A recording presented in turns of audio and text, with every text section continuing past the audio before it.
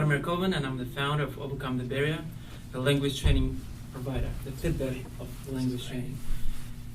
What makes us different from the rest of the competition is that instead of measuring performance based on tests conducted every 3 to 6 months or even once a year, we measure progress based on lesson by lesson basis. And we use specific metrics to provide continuous feedback. So we mostly focused on B2B sector because the revenue streams are more predictable. And we stayed away from B2C sector because as soon as the students and the teachers figure out that they can work directly, they stop paying the provider. So we believe it's a larger segment of the sector, and last year we developed our new platform that we already successfully tested with our existing B2B clients.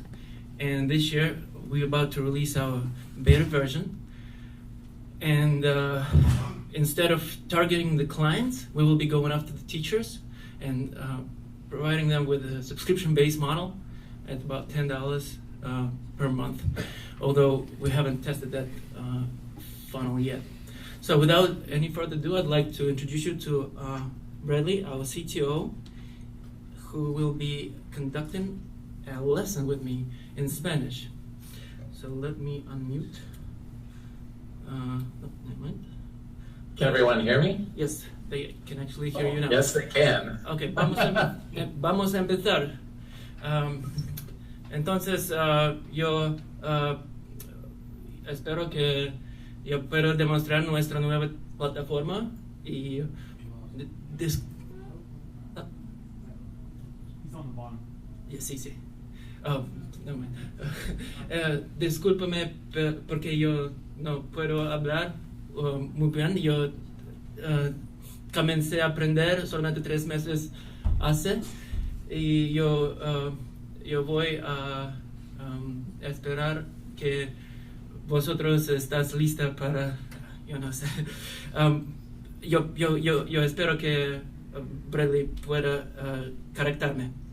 And now, so this is the part that the teacher is doing, right? He's typing everything that the student says during his lesson, and then he's going to make the correction. So you are able to see what he sees right now, right? So this is the teacher's side of the platform. Bradley, you can step in and take over from here. All right. Hello, everyone. It's nice to have this opportunity. My name is Bradley, as Vladimir said. We're going to do these corrections here. So we're going to go over to the corrections page. The reason why we're doing this online, by the way, is this is how the lessons are done. It's all done online with clients either via Google Hangouts or Skype. Once we go into the corrections phase here, I engage with the client. In this case, it's Vladimir. So Vladimir, you said here, yo espero que puedo demostrar. Here we're going to use pueda.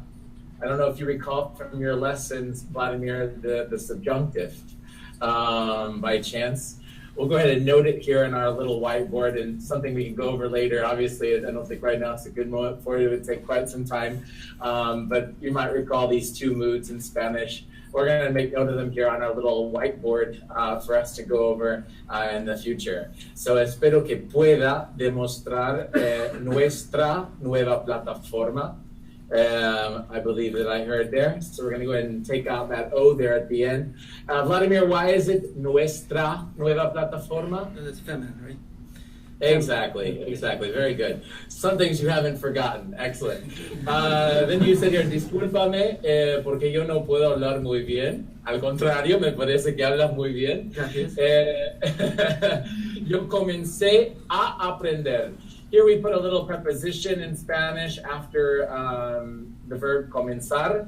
So if it has a verb following it, we're going to put that little a there. It's not translatable. So let's go ahead and note here, comenzar a verbo in our new words here as a reminder. Very good. So comencé a aprender solo 3 meses hace. Solo 3 meses atrás, we would say in this case. The hace part is another way of saying it in some cases, but it doesn't necessarily work here. So solo 3 meses atrás.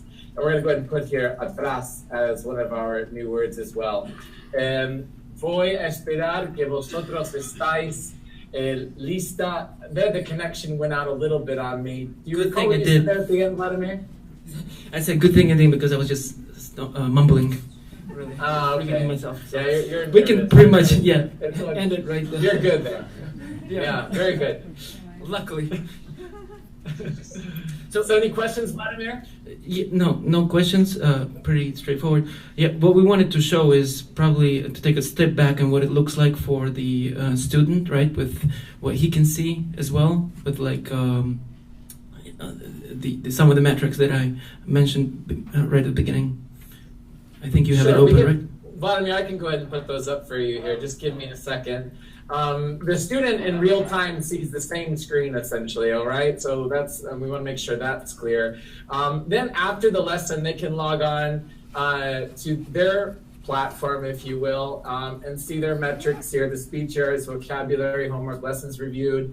And then the lesson that we just did here, the date's wrong, you'll have to ignore that. They can go ahead and view the lesson here. Vladimir, I'll let you take it over if you wish. Or Yes, you want- thank you.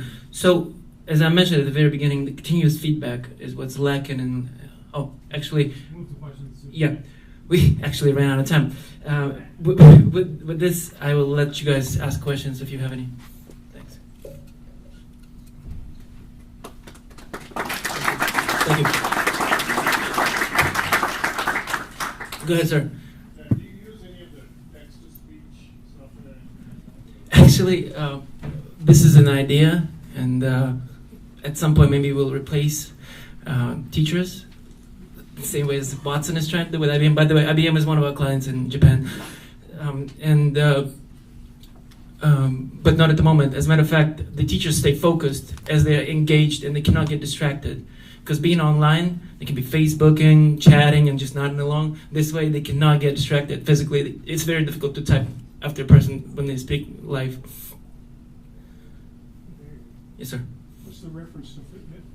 So Fitbit allows you to sustain motivation throughout the whole process, right? You know how much you did, you can compare to other people. And here again, instead of waiting for the test to find out that there's no result and the money is already spent, as it happens in B2B sector, we can see it on lesson by lesson basis, and we can judge whether the progress is achieved. As a matter of fact, as Bradley is showing you right now, one of the top graphs is the grammar error. Right here is probably not a good example, but if you look at 50 lessons, you can see after the 5th lesson that there is no expected trend, right? The error percentage not going down, and the number of speech. Go ahead. And what's your business model? Very good question. So, yes, we have pretty good. Let me just switch here real quick. Back to the presentation. As I said, we have pretty good traction. We work with all these large multinationals. They hire us to provide them with the language training for their employees. So, for example, IBM in Japan, most people have technical skills, but they might not have the language skills to communicate with expats and with their superiors internally. So they hire us to be able to provide them with this. But this is a smaller segment, although the revenue streams are a lot more predictable, as I mentioned. And so after we developed this platform and moved away from Google Sheets, we realized that perhaps targeting teachers is the way to avoid the problem of losing the client at the first month once they figure out that their favorite teacher is there. Did I answer your question? Sorry. Yeah. Más o menos. Okay. Go ahead, sir. So, is the product just a platform that you're providing in terms of the measurement of progress, or are you also a marketplace to get teachers and students united? So that's what we are planning to decide, but essentially that's what it's going to be. It's going to be a marketplace, yes. Oh, okay. But it's also a platform. Okay. Go ahead, sir. How long would a user have access to their previous learned material? Forever. Forever. Yeah, they can always log in. They already paid for it. Does that even happen after like they don't pay, like if it's 5 years down the line when they go back? They still have access to their old pad? Yes, they can. As a matter of fact, you can use it for your memoirs. We have some pretty interesting clients, you know, a mistress of an oligarch or something like that. It's pretty interesting. Go back and review it. Yes, sir. How is it dealing with pronunciation errors? Is there anything in the software that's interpreting that, or is it just a mistyping because it's pronounced problem? Excellent question. So what we want to achieve is for a student to be able to be understood, right? So we want a native speaker, most of our teachers are native speakers, to be able to understand, and we want to show the student how they were understood. So if there is an issue with pronunciation, then this is what they need to emphasize.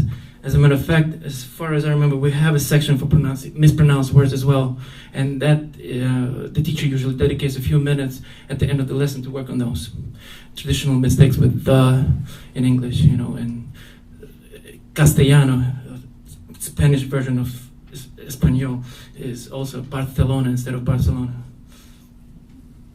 Any other questions? Yes, sir. So do you also set the curriculum for the teacher and the student to go through these exercises, or is it between the teacher and the student? You are 2 for 2. It's an excellent question again. The approach that we took here is that the student is the curriculum.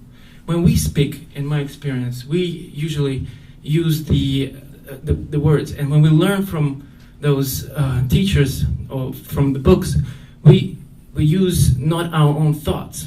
A lot of times, like one of the first few words you learn is the dog or the table, but how often do you usually use these words in your regular conversation? So instead, we help the person ask himself and transpose his thoughts in his native language into a foreign language, and then learn it. And this way, he becomes much more confident, much faster. You're welcome. Thank you for your time, guys.